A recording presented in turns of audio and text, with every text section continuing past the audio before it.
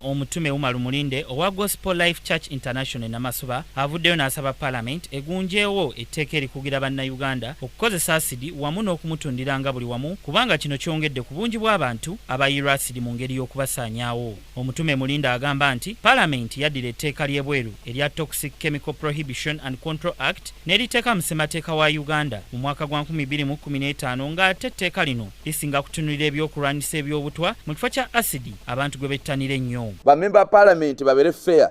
Etteeka lye bayisizza basitudde etteeka lya Bungereza lye batadde wano linga bakijjeeri ne bakikonderamu wano stamp.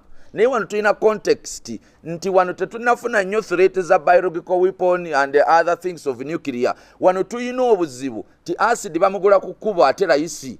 Kati ffe twetaaga etteeka eryaffe eririmu context yaffe ng'Abafirika oba bannayuganda balina ekizibu kino olwedde ekigenda mu maaso. Mulinde asabye gavumenti esseewo amateeka ku ngeri y'okutambuzaamu asidi n'okutongoza ebifo watundibwa kikendeeze ku ngeri y'okumufunamu era wasaanye wagunjibwewo ebifo awanaalabirirwa abantu ababa bookeddwa asidi ssaako n'okubawa obujjanjabi obw'obwereere. Asidi wa layisi nnyo 1,000 omuntu abeera amaze okufuna asidi. Kakati nno kye ŋŋamba kye kino mikwano gyange nti gavumenti efe nnyo ku kintu ky'okurestrictinga centers we batundira acid engeri y'okumutambuzaamu etteeka libere specific ku acid. Ono agasseeko n'okusaba bannayuganda bonna kulekerawo okusosola nga abeera ayiriddwa asidi kubanga tekiba kyabweyagalire nga n'ebiseera ebisinga bannimu emirimu olw'enfaanana yaabwe. Wabula akubiriza abaayirwa asidi obutatya kubanga basobola okubeera n'obulamu obw'omuwendo singa babeera bawonya ekibambulira.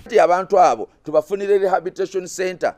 Abantu abo tusaba gavumenti abantu abo bafiibweko baweebwe emirimu kubanga nabo baagala okukola balina abaana balina ebyokukola balina abantu ab'okulabirira bafunibwe emirimu kubanga abantu abalala tebayinza bbawa mirimu olw'enfaanana yaabwe ate nga nabo bannayuganda abandyagadde emitima gyabwe gyagala okubeera obulungi. Omutume Umaru Mulinde eyayibwa asidi abantu abataategerekeka mu mwaka gwa 2011 n'amala ebbanga lya myaka 3 ku ndiri ategese okwebaza ku Sande ku woteri ya Serena olw'obulamu Katonda bwamuwadde okuva bwe yayirwa asidi ng'era waakuwa abantu obukodyo ku ngeri y'okuwaamu obujjanjabi obusookerwako omuntu abeera ayiriddwa asidi. Senyonga Beka Mulinde, KTV Amalindirire.